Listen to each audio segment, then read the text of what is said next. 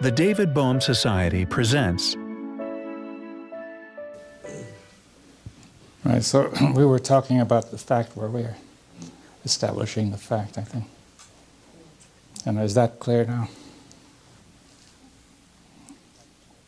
You know, that the fact has to be established, and a certain amount of thinking may go into it.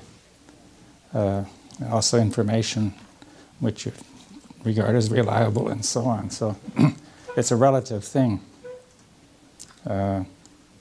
Although many facts are so evident that we have no real doubt about them. We have to see what is a fact, but the difficulty with fact is that appearance may be deceptive. Right?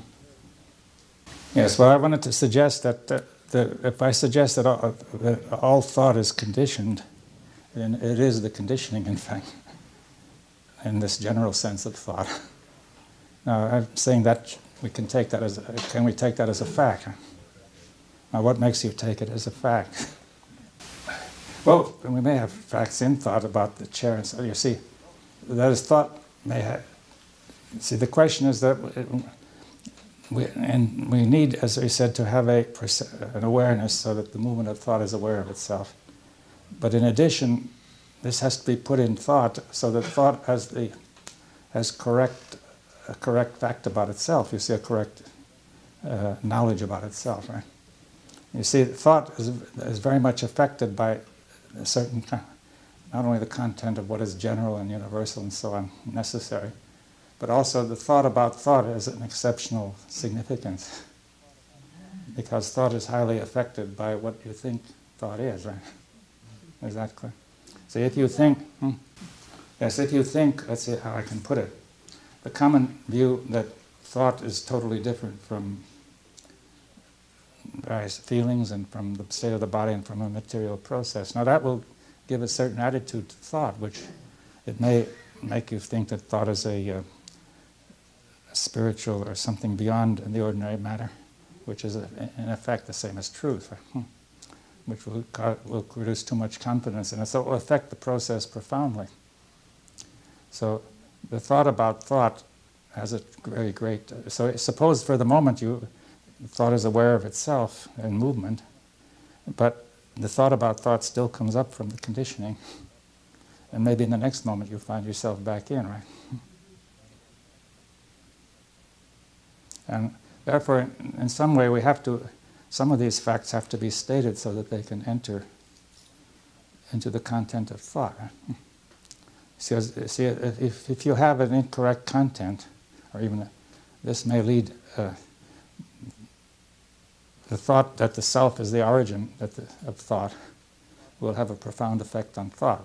It gives it an authority. If the self is the authority behind thought, the quintessence, it would give it again some sort of value which would be very high. I think that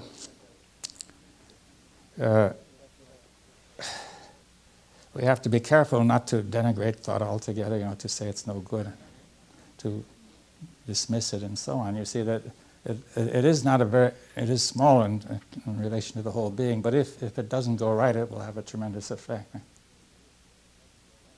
And if it does go right, it may also have a tremendous effect on, if we were able to think clearly about all our problems, and everything would be different.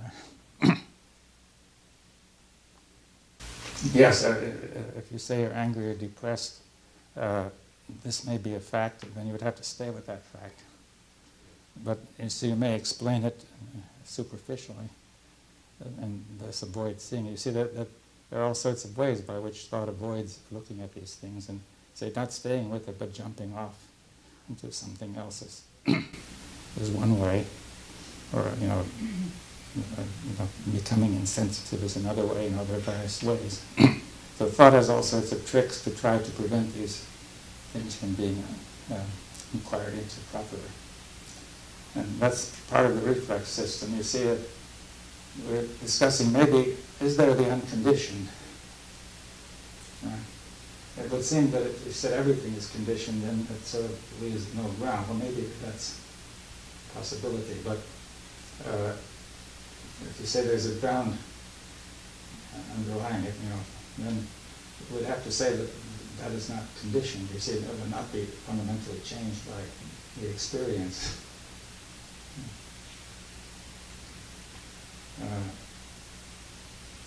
That would be highly connected with the issue of freedom. You see, if you say it's very clear that freedom to do what you like may not be freedom, because what you like to do may be conditioned. You may be conditioned to the necessity of wanting to do this, therefore you're compelled to want this, and therefore you're not free. But I mean, if this is attributed to the self, you may say, I need this, I want this, and I should be free to get it. You know, let's say, whatever it may be, some satisfaction.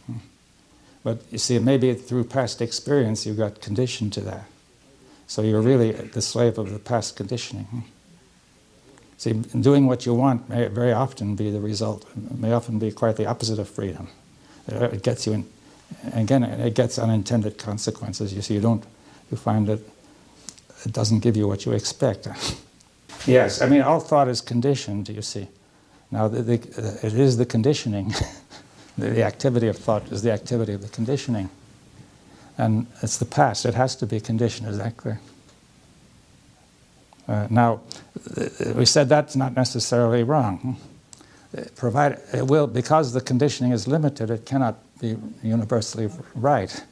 You may apply it in some cases and it will work, but then cases will arise where it isn't working and where you are detecting coherence. We've discussed that, right? And you see, then when that happens, then the attitude has to be to let go of that thought.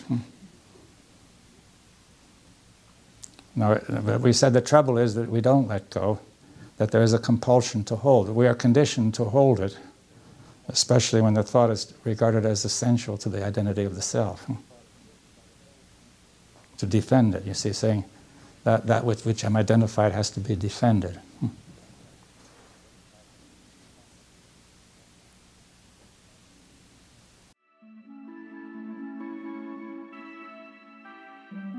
dbohm.com